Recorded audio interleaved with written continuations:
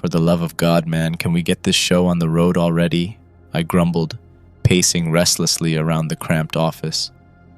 An older gentleman dressed in a navy blue pinstripe suit looked up from his desk. I glared at him, intent on browbeating the civil servant into expediting this appointment. He was decidedly unfazed by my attempt at intimidation, rolling a pair of bloodshot eyes at me before returning to whatever document he'd been wordlessly scribbling on for the past hour, snickering and whispering something under his breath. "What did you just say?" I muttered, rage sizzling down my chest. The man dropped his expensive-looking quill-tipped pen and shrugged his shoulders, seemingly as frustrated as I was. "Listen, Tim, I'm waiting on you," he replied in a low, raspy voice. I marched forward.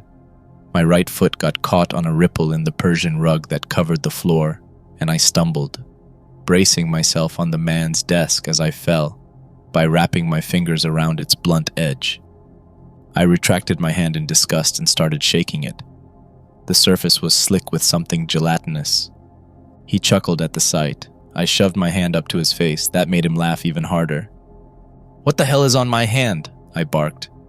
"No idea," he replied. The chuckle transitioned to full-on cackling. His cheeks became flushed from the elation, his breathing strained. I began pulling my hand away, but he yanked my palm back to his face with enough force that I needed to anchor my other hand onto the desk to avoid toppling over. Hold on. Let me take a look," he said. His cackling fizzled as he inspected the substance. He brought my palm closer. When it was an inch from his nostrils, he began cartoonishly sniffing the viscous fluid, even going so far as to dab some of it over the bridge of his nose like it was sunscreen. "Well, Tim, if I had to make a wager, I'd say diesel." I snapped out of it and jerked my hand from his grip, lurching backwards to create some distance between me and the lunatic. I dragged both hands along my thighs, desperate to get the liquid off, but nothing seemed to smear over my chinos. I stared at my hand, flipped it over and then back again, disbelief trickling through my veins like an IV drip. Both palms were dry, completely unvarnished. What is this?" I whispered, still gawking at my newly clean hands. He didn't answer me. When I looked up, the man had his head down, listlessly attending to the stack of documents on his desk, yawning as he scanned paper after paper. He'd gone from feverish cackling to utter indifference in the span of a few seconds. My brain throbbed from the whiplash. "Why am I here?" I thought. The man said. "Why am I here?" I repeated out loud. "Oh, come now, Tim. You know," he replied, monotone and disinterested. But I didn't know, not consciously at least. I spun around, searching for some reminder of my purpose in that claustrophobic office. The entire space couldn't have been over 800 square feet. Constructed in the shape of an octagon, it had doors at 3, 6, and 9 o'clock positions, with a desk at 12 o'clock. Faint light spilled in from the sides of a small, square shuttered window on the wall above the desk. None of that helped determine where the hell I was. I started hyperventilating. The gentleman released an explosive sigh in response. "No need to fall victim to hysterics, my boy. Take a moment. You'll realize that you're exactly where you're supposed to be. In the meantime, can I offer you some refreshments?" He slid his chair backwards and bent over, rummaging under his desk. "Just a little something to calm you down. Something to make this all a little easier, if you know what I mean," he said, speech muffled but audible. Then I heard the rapid clinking sound of many hard pellets cascading against plastic, followed by the gurgling of water being poured into a glass. When he reappeared, the man had one arm wrapped around a massive semi-transparent bowl of mint Tic Tacs and a bright orange sippy cup in his other hand. Although I wouldn't say they'll make this painless. Painless really isn't the right word, even if it sounds right to you. Easier is close, but it's also not quite right. Simple, merciful, streamlined, humane, they're all close too, but each one is just a bit off the mark, he said as he set the bowl and the sippy cup onto the desk. Language is funny like that, huh? So many words, and yet none of them are ever a perfect fit. Not a single entry in the whole damn catalog. Aren't we the ones who came up with the words to begin with? Thousands and thousands of years evolving, expanding, inventing, and yet we haven't even come up with the right words to explain ourselves and our motivations. You'd think humanity would have had the entire spectrum of experience completely mapped out by now. Dismal. Absolutely dismal. I mean, what good is a self-driving car or an intercontinental missile system that can accurately target and obliterate something as insignificant as a gnat? From 4,000 miles away, mind you, if we haven't even developed enough language to adequately describe why we'd want to do such a thing in the first place. It's a little ass backwards. We're building lavish mansions on a foundation made of driftwood and Elmer's glue, so to speak, the man said as he pushed both objects across the desk. But I digress. You're not here for a sermon, right? You're here to go home. So, do what you know you need to do. I think you'll get out eventually, but it's always so hard to say from the jump. People can and will surprise you, sure as the sun does rise. He motioned to the door on his left, tilting his head and smirking. All 3 doors were identical. Narrow partitions made of light pine wood with dull brass knobs, save the one he was pointing out. That brass doorknob shone with a dark red-orange glow. I ignored him. Instead, I balled my hand into a fist and raised it into the air. "Tell me where the fuck I am, or so help me God," I bellowed. The man closed his eyes and massaged his temples. "All right, Tim, settle down now," he said with resignation. He stood up, shambled over to the window, clasped the drawstring, and then wearily rotated his head so he could see me. I stepped back. My fist dissolved. What are you doing?" I muttered. He smiled, lips curling into an enthusiastic half-crescent. "Well, please correct me if I'm wrong here, but I believe that you just threatened me. In essence, I'm only reciprocating the gesture. Tit for tat, turnabout is fair play, etc., etc. You get the idea." His eyes widened. His smile became even more animated, eventually appearing more like a painful muscle spasm than a grin. "Would you like to see?" he rasped through a mouthful of grinding teeth. Before I could protest, he gently tugged on the drawstring. The movement was so slight that it was nearly imperceptible, but that was still enough of a catalyst. I sprinted to the door opposite the one with the glowing knob, twisted it open, and rushed through. As I ran, I heard the man say one last thing. "See you when I see you, Tim." The door clattered shut behind me, and I was alone. I found myself in a narrow, musty-smelling passageway lit by a single, low-powered glass bulb hanging from the ceiling. The chugging thuds of heavy machinery beyond the wet brick walls pounded against my eardrums. Where the fuck am I? What was I doing before this? My pace slowed to a crawl. I flicked the dangling light bulb as I passed under it. How did I get here? Why am I here? I let those questions echo around my head, undisturbed, unanswered. Dissecting them felt futile. In the end, the best course of action seemed to be the most straightforward one. Just escape. I picked up speed. My sneakers splashed in and out of puddles of what I supposed was water from leaky plumbing. 30 or so footfalls later, I was in front of another door. Hesitantly, I grasped the knob, turned it, and slammed my shoulder against the wood, pushing it open. My heart sank. Another octagonal office space. Another man behind a desk, dawdling over paperwork with a window behind him. Another rug and another 2 doors, one straight in front of me and one to my left. Another window that I would rather die than see behind. It wasn't a precise copy of the last room, and it wasn't a precise copy of the man, but both were close. His pinstripe suit was a little brighter, more azure than navy. The previous rug's pattern was primarily floral. This one depicted a flock of birds flying over a snowy mountaintop. The boxes of papers beside the desk were dappled with moisture, sodden and crumpling, whereas the other ones had been bone dry. He didn't respond to my intrusion, didn't seem bothered in the least. No, he just kept working.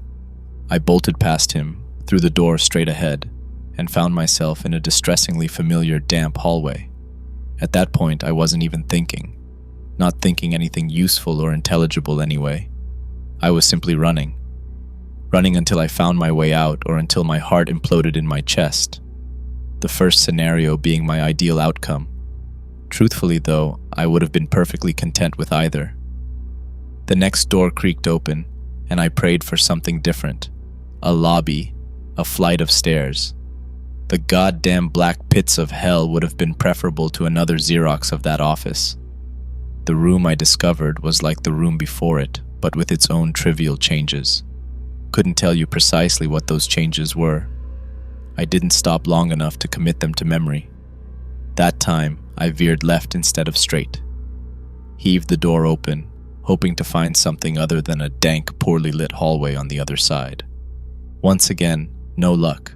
I charged through the passage, shoes and socks becoming thick with absorbed moisture. With feet as heavy as concrete slabs, I stormed into the next room. The man behind the desk was wearing a crimson polo and brown khakis. I heard him cheerfully whistling the Talking Heads Burning Down the House as I passed by, once again taking the left door, then straight in the room that followed, then straight for a few instances, followed by left for a few instances. After that, I began alternating. Left passageway, straight passageway, left passageway, so on and so on. As I progressed deeper into the labyrinth, things began to change. You see, in the first room, everything was relatively normal, with a handful of subtle peculiarities bubbling beneath the facade. Same with the second room. In fact, I'm sure rooms 1 through 10 were all reasonably aligned with reality. That said, they were incrementally transitioning into something far worse. Let me provide you all with an example. In the first room, the Persian rug was floral. In the second, it had a flock of birds on it. In the 40th, a pelt made from my mother's flayed skin replaced the rug. Her head was still attached, facing me as I entered the room. 2 dead eyes tracked me as I ran, a pool of spittle forming around her gaping mouth, putrid saliva streaming over her pus-stained gums. How about another example? Why not, right? In a later room, the man was bare-ass naked and covered in thousands of self-inflicted paper cuts from the documents scattered over the desk.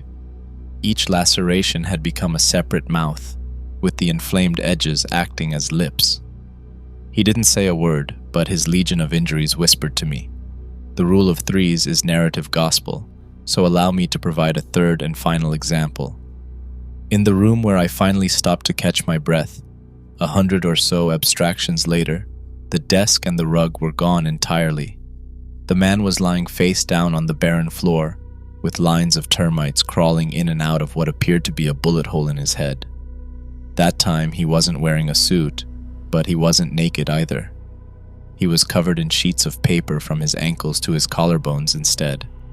The language on the documents looked like a bastard child of Mandarin and Braille. I slumped to the floor, defeated, weeping as I leaned my broken body against the wall. At first, I collapsed in the area furthest from the man and his infestation. After a moment, though, I realized that put me only a few feet away from the shuttered window. In comparison, it were worse. I scrambled across the room on all fours, squashing several insects in my wake. When I got as far as I could away from the window, I shifted myself towards the wall, and I laid down. Eventually, the tears stopped flowing. I closed my eyes and I waited for sleep to take me away. I waited and I waited and I waited. Minutes turned to hours, hours turned to days. Nothing. My consciousness would not quiet. Sleep had abandoned me. "Am I dead?" I whispered, still facing the wall, not expecting a response. I heard a rustling across the room, then the soft tapping of feet against the floor. The sound kept getting louder. He was approaching me from behind. I felt the vibrations of his footsteps. The tapping stopped. He bent down, and the floorboards whined. Termites sprinkled over me like raindrops. I felt his lips touch the tip of my ear as he spoke. "Oh, Tim, no, you're not dead. I mean, think about what you've done.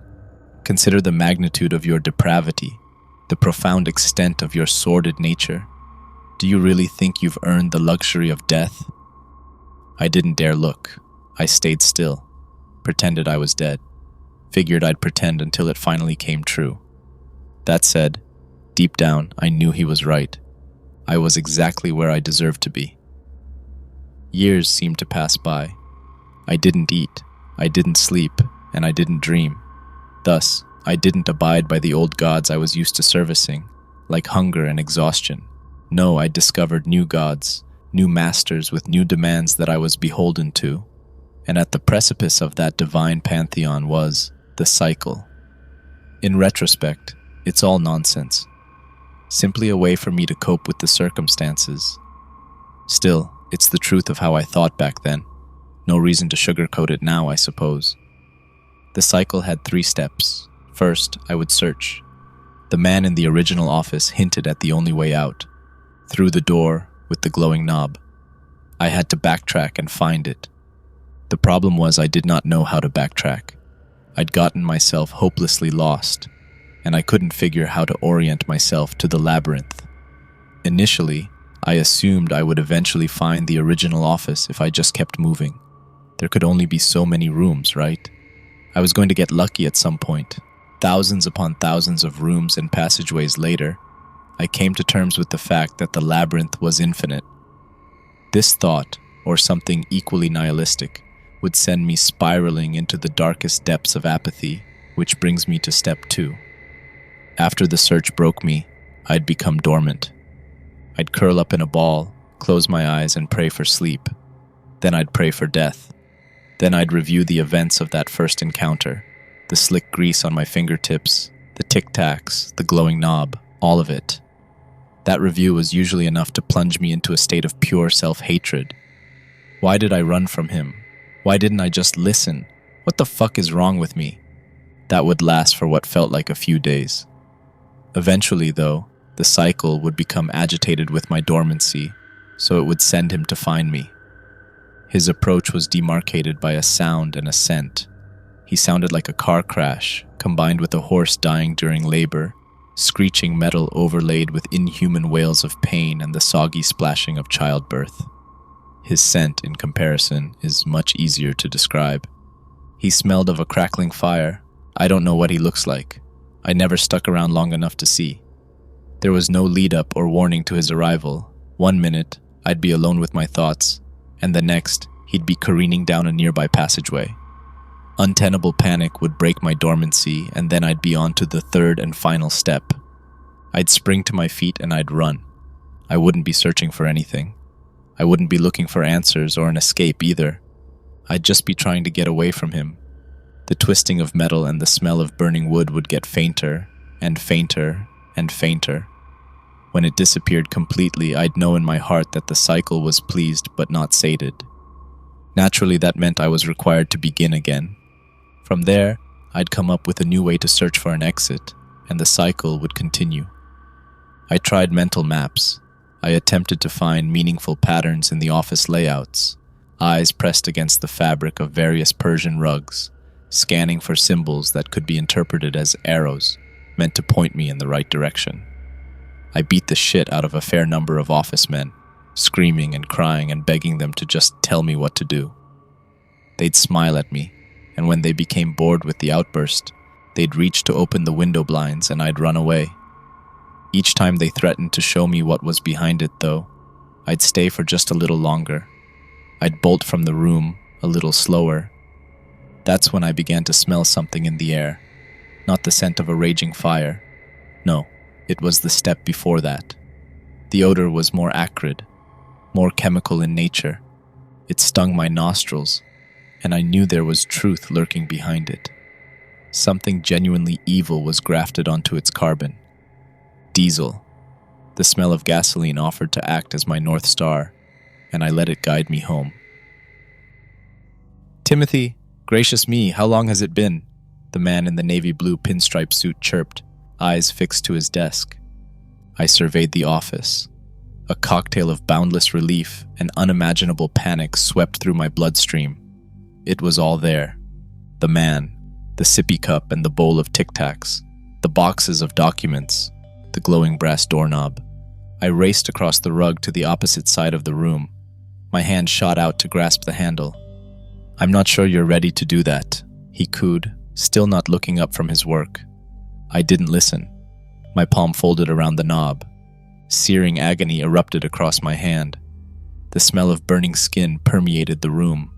I screamed and tried to pull it away. Strips of charcoaled flesh remained glued to the metal. Tatters of what used to be my palm elongated like melted cheese as I continued to pull back until they snapped. For a second, I nearly smiled. Pain, true physical pain, had become a precious novelty after my years in the labyrinth. "Timothy, for the love of God, quit your caterwauling. I can tell you're finally ready," he shouted, standing up and spinning his chair around to face the window. The agony died down. My scream petered out into a low whimper. I brought what I assumed to be the ruins of my palm into view. It was unharmed, though it was slick. I couldn't smell blackened flesh anymore. I could smell only gasoline. "Take a seat, settle, get comfy. I'll give you some privacy. Have a peek behind the curtain, and then you should be good to go. No hard feelings about all this, I hope." I looked away from my hand, and the man was gone. He hadn't disappeared through one of the passageways. He simply vanished from sight. My walk to the chair was slow and methodical, a march to the gallows at daybreak. Even though I was in some sort of hell, and had been for what seemed like an eternity, I took my time. I savored the moment. I sat down, leaned back, and tugged on the drawstring, removing the blinds. I recognized the kitchen on the other side. It was mine, and I was there, standing over the sink. I looked nervous. My hands were trembling as I unscrewed the lid of an orange sippy cup. The doorbell rang. I called out to whoever was there. "1 second!" Quickly, I grabbed a pill bottle from my pocket, poured a few tablets onto the counter, and began crushing them with the handle of a kitchen knife. I lowered the open sippy cup to the rim of the sink and scooped the fine white powder into the liquid. The doorbell chimed again. I threw the lid back on, slammed the cup onto the counter, and ran into the other room. A minute later, I paced into the kitchen with a young woman in tow. I was rushing around and giving her directions. "FYI, Owen has an ear infection.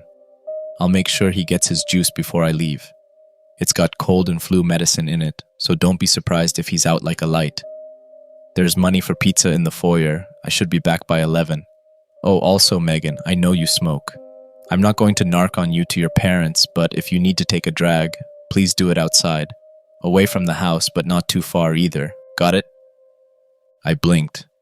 When my eyes opened, the scene had changed. The room had changed too.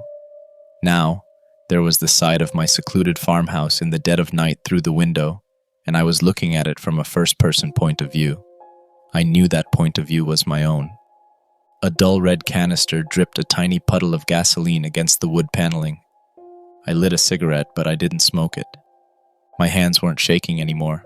I dropped the ember onto the diesel, turned around, and I walked away. "God, Owen, I'm so sorry. I just wasn't strong enough to choose you," I whispered, but not in the memory that was replaying through the window. I whispered the confession alone in the office. One box of documents spontaneously toppled over. Papers leaked onto the floor and glided towards my feet. I picked one up and flipped it over. The language was no longer unintelligible. Words like policyholder and death benefits practically leapt from the page. The door with the glowing knob creaked open. As it did, I heard him. The sounds of shrieking steel and a ruinous childbirth seemed to shake the office walls. I wasn't afraid. I did not run. I stepped into the passageway and closed the door behind me. My eyes gradually opened. As my vision adjusted, I heard an older man's voice. His speech was garbled at first, but it eventually became clear. And that's unfortunately a difficult problem to remedy. Our prison system is wildly inefficient. We're running out of available space to house felons. Not only that, but it's expensive as all get out. And the recidivism rate remains unacceptably high. So to be clear, what we're doing isn't working, and it's costing us a fortune. I was on a cold metal slab in a sterile white room, being observed by an array of well-dressed people behind a glass window. The older man seemed to be the only person who was actually in the room with me.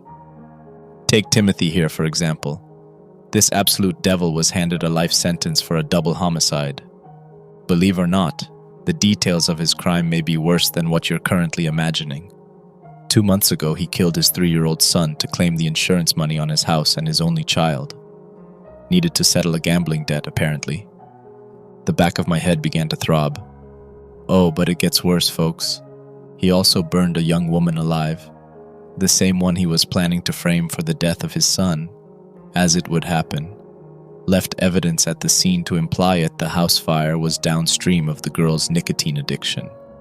The detection of an accelerant suggested otherwise.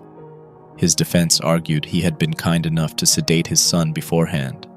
That poor young woman didn't receive the same kindness, unfortunately. During sentencing, he claimed he couldn't handle the pressure of parenthood alone. Through bouts of crocodile tears, he claimed he was saving Owen from a life of pain and misery, trapped alone with his deadbeat of a father, given that his mother had been dead for some time.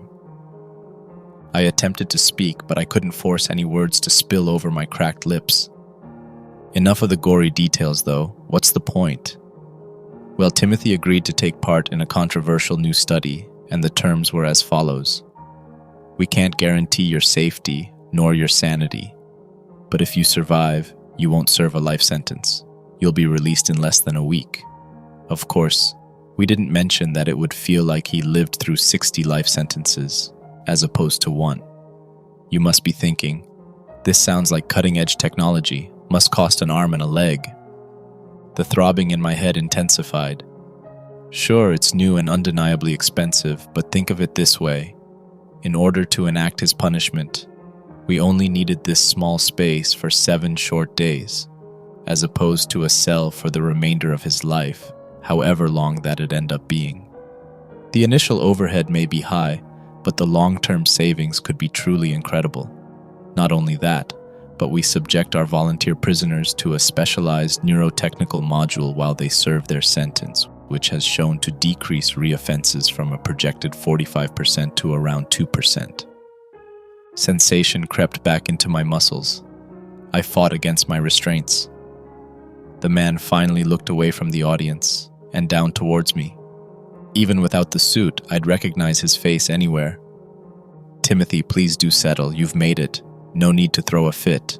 There's only one additional piece of your terms to fulfill, and it's a cakewalk in comparison. I need you to detail what you experienced during your 1,492-year stay inside our machine. An advertisement we can disseminate to the masses prophylactically.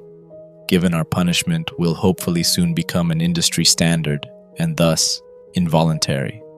Something that says pay your taxes, or this may happen to you, but something that also has a certain plausible deniability. In other words, don't submit your report to the Post for publication. Do you think you still have the capability to do that for me, Tim? I nodded. Satisfactory, Mr. Walker?